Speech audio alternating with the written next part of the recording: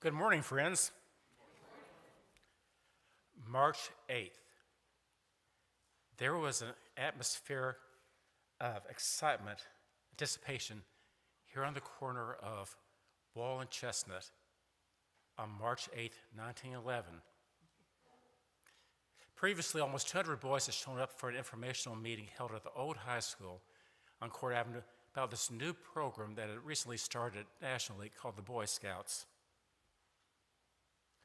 And on March 8th, 1911, a large group showed up here on this corner for the very first meeting of Boy Scouting under the leadership of Homer M. Frank. From day one, Boy Scouting was seen as a ministry here at Wall Street. Homer M. Frank was a well-known member of the congregation. His grandfather was the treasurer of Wall Street, which at the time was the largest Protestant church in the county.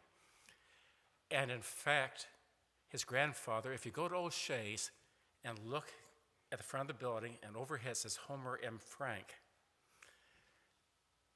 his grandfather ran the dry goods store there.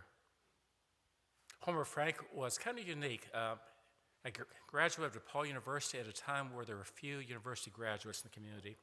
He was the number 2 person down at the largest bank in the community, Citizens Trust, and rumors had it that he had his eyes on the town librarian, Bertha Poindexter, who he later married.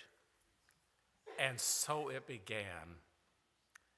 This has been an incredible ministry that has continued nonstop, 115 years, making it one of the longest tenures in the entire nation. When in a fit of madness, I wrote the history of scouting in the area, it probably got carried away a little bit. One of the things that struck me is how intertwined Wall Street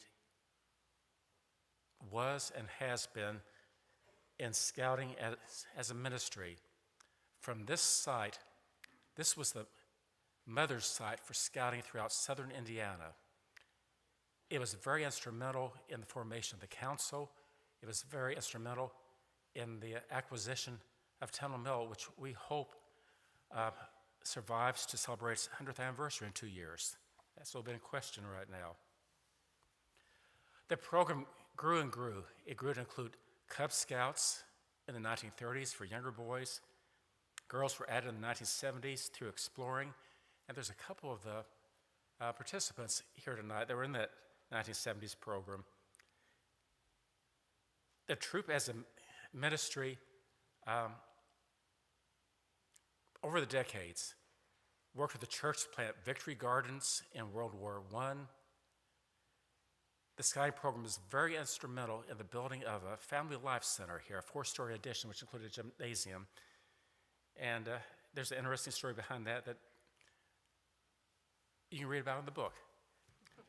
They did metal recycling in World War II.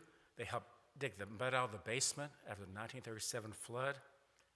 They've traveled to the top of some of the highest mountains in North America, paddled the Caribbean, camped in our neighbor to the north. Over 70 scouts have earned the rank of Eagle Scout. And Steve, I'm not sure the exact number, but at least 70.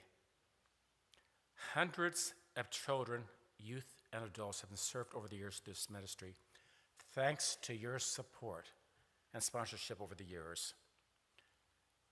I think we'll be proud of our heritage, but I think we can also be proud of our future. We've got some scouts here, if you don't mind standing up for just a second. Anybody who's been involved with scouting, had a scout in your family, have been involved personally, just hold up your hand for a second. Just look around for a second. Scouting has had a big impact, and it had a huge impact on this church. Thank you, gentlemen.